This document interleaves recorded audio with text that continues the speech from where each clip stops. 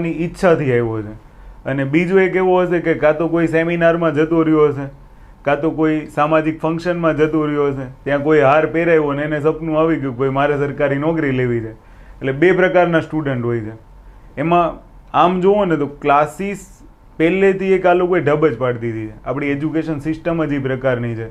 તમે અગર 10મા 12મા ધોરણની વાત કરો તો એક બહુ મોટો વેપલો ચાલે છે કે ભાઈ ધોરણ 10 પૂરું થાય પછી ટકા ગમે એટલા આવે પણ ફી ઉઘરાવવાના બાને બધાને સાયન્સમાં એડમિશન લેવડાવી હતી.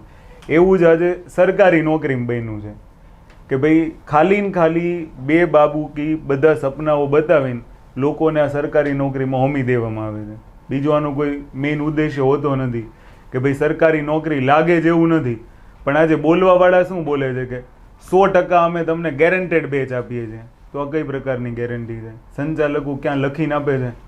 ખાલી ને ખાલી એની કેટલી મતલબ આ બધી બે બાકી એવી વાતો છે ને કે ખાલી એને એટલું જ બોલવાનું કે જો તમને અહીંયા 100% ગેરંટી નોકરી મળશે એમ, અને એને જોઈને બધા સરકારી અધિકારીઓ બનવા નીકળી ગઈ છે.